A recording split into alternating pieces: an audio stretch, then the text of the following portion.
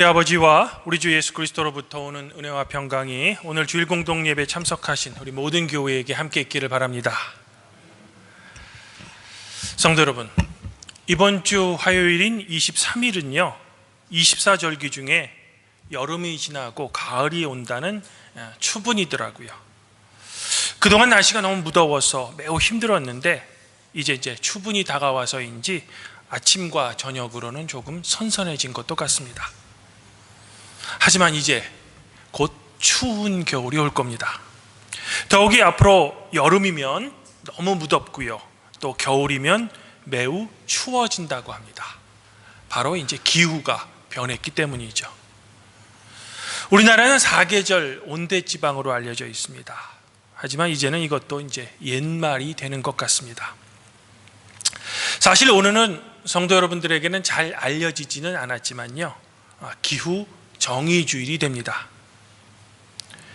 지난 2018년 스웨덴의 학생인 그레타 툰베리는 15세 때 기후변화에 대한 심각성을 감지하고요, 매주 금요일마다 기후를 위한 일종의 결석 시위를 했습니다.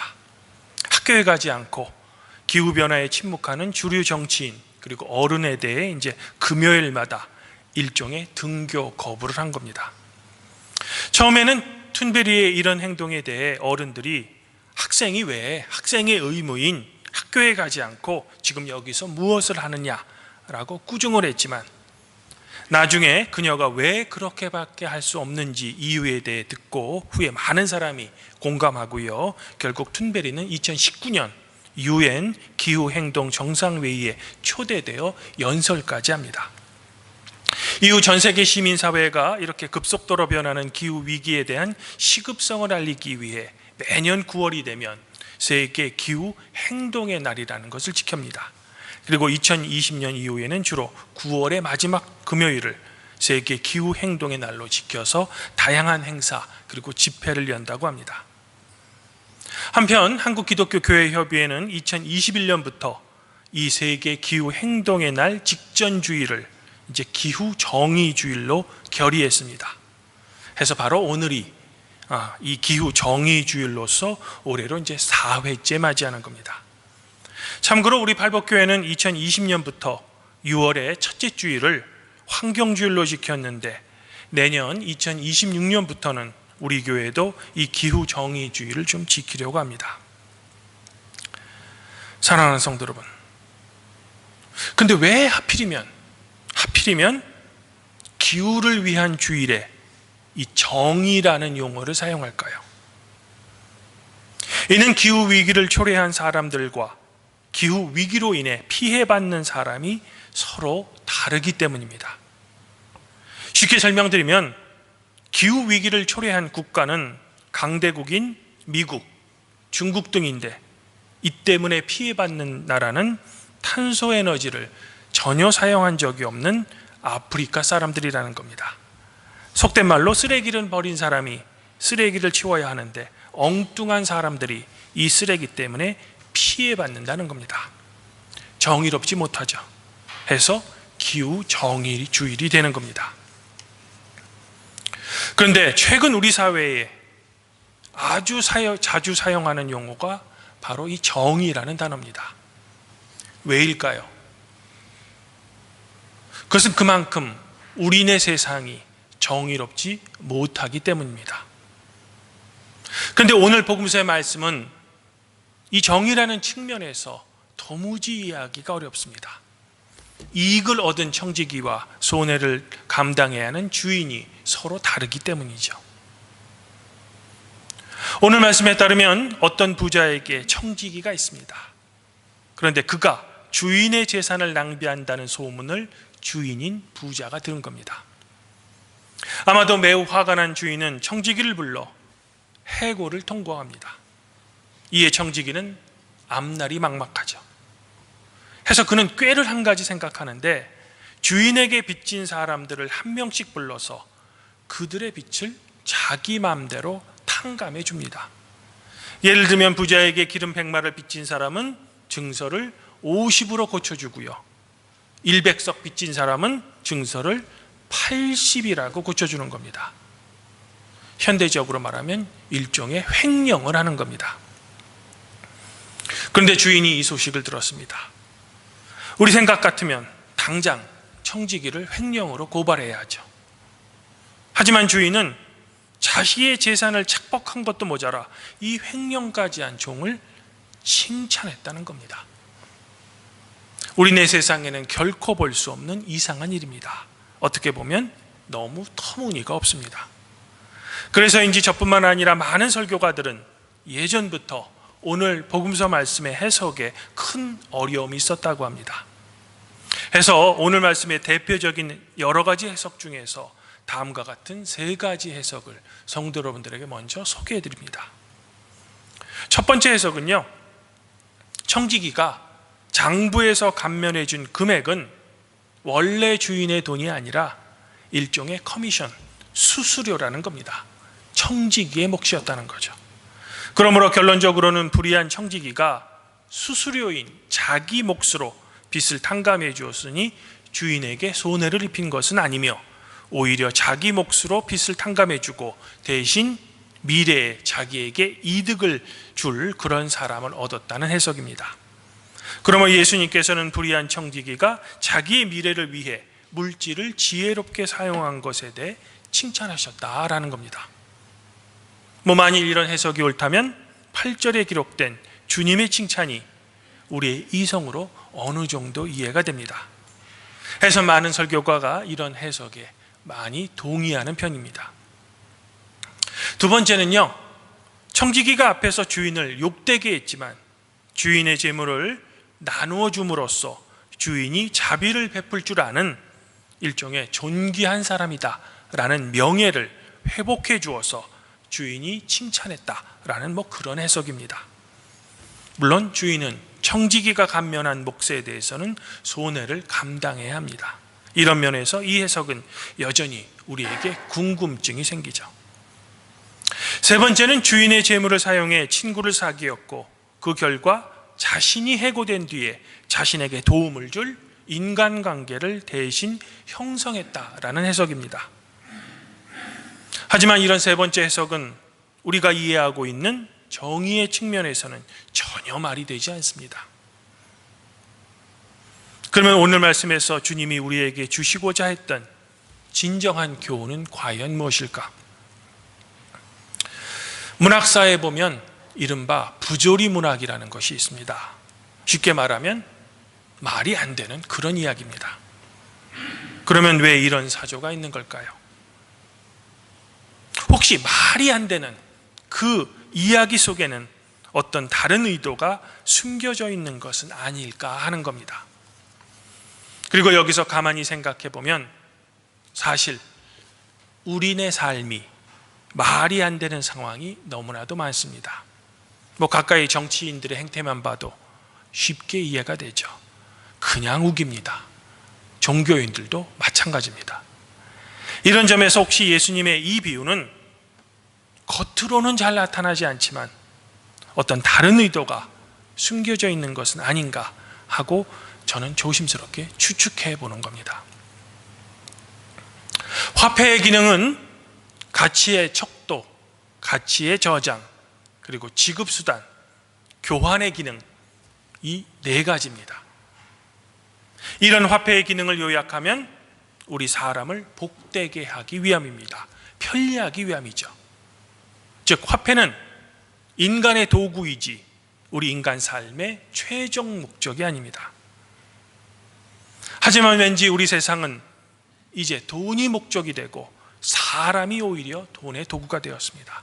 심한 말로 하면 사람이 돈의 노예가 되었습니다. 주객이 전도된 거죠. 이런 의미에서 오늘 예수님의 비유에 숨겨진 의도는 사람이 우선인데 돈이 우선시되는 이 세상을 말이 안 되는 이야기로 비유해서 우리의 심정을 꼬집는 것은 아닌가 하고 저는 생각해 보는 겁니다. 하긴 오늘 말씀 뒤에는 돈을 좋아하는 바리새인이 예수님의 이 비유를 듣고 비웃었다고 합니다. 사랑하는 성도 여러분, 우리가 사용하는 10,000원짜리 지폐를 사용하는데 드는 비용은 100원 정도라고 합니다. 하지만 우리 중 누구도 10,000원짜리를 100원이라고 생각하지 않습니다. 왜냐하면 사회적으로 10,000원짜리 지폐는 그 가치의 척도로서 10,000원이다 라고 서로 약속했기 때문이죠. 즉 10,000원짜리 화폐가 10,000원짜리인 이유는 그것을 만드는 비용이 10,000원이 들어서가 아니라 그 사회를 구성하고 있는 시민이 그것을 10,000원이다 라고 믿기 때문입니다. 이런 이유로 독일의 사회학자 게오르그 짐멜은 화폐에 대한 믿음이 신에 대한 믿음과 유사하다라고 이야기했습니다. 우리가 우리의 안락과 편안함을 위해 돈을 모으는 행위는 우리의 영혼의 편안함을 위해서 신에게 헌신하는 태도와 비슷하다는 거죠. 루터는 그의 대교리 문답 중 10계명의 첫 계명인 너는 나 외에는 다른 신들을 내게 두지 말라를 이렇게 가르쳤다고 합니다. 너는 나 외에 다른 신들을 내게 두지 말라. 이 말은 곧 오직 하나님만을 너의 신으로 섬기라는 뜻입니다. 그렇다면 이것은 무슨 뜻이고 어떻게 이해해야 할까요? 신이란 대체 무엇이고 또 어떤 신을 섬긴다라는 것은 무슨 의미일까요? 이에 대해 루터는 이렇게 답합니다. 일반적으로 신이란 사람들이 소망하는 모든 것, 온갖 시련의 피난처가 되는 대상입니다. 그러므로 어떤 신을 섬긴다는 말은 그 대상을 진심으로 믿고 신뢰하는 것을 의미합니다. 영국의 대문호 셰익스피어의 비극 아테네의 티모네는 이런 이야기가 있습니다. 아테네에 매우 부유했던 귀족 티모는 주변 사람들이 자신의 돈 때문에 자기에게 아첨하는 줄 모르고 그들에게 아낌없이 돈을 줍니다. 그러나 결국 파산하죠. 그랬더니 그동안 티몬이 친구라고 믿었던 모든 사람이 그에게 등을 돌리는 겁니다. 이에 매우 실망한 티몬은 사람들을 피해 산속 깊이 들어가 나무 뿌리를 먹으며 연명했다고 합니다. 그러던 중 그는 우연한 기회에 황금을 발견합니다. 그 순간 티몬은 자신의 삶을 망친 돈의 능력을 이렇게 저주했다고 합니다. 돈은 검은 것을 희게 만들고 추한 것을 아름답게 만들며 늙은 것을 젊게 만듭니다. 경제학자 칼 마르크스는 티몬의 이 말이 화폐의 본질을 탁월하게 묘사하고 있다라고 평가해서 자주 인용했다고 합니다. 주님 안에서 한 형제자매인 발법교회 성도 여러분, 예수님께서는 오늘 비유의 끝에 하나님과 돈을 겸해서 섬길 수 없다라고 선언하십니다. 물론 이 세상을 사는 우리는 돈 없이는 살 수 없습니다. 정당한 방법으로 우리의 일용할 양식을 얻기 위해서는 돈이 꼭 필요합니다. 하지만 결코 돈의 노예가 되어서는 안 됩니다. 루터의 말을 비유하면 내가 소망하는 모든 것 또는 온갖 시련의 피난처가 되는 대상이 돈이 되어서는 안 된다는 겁니다.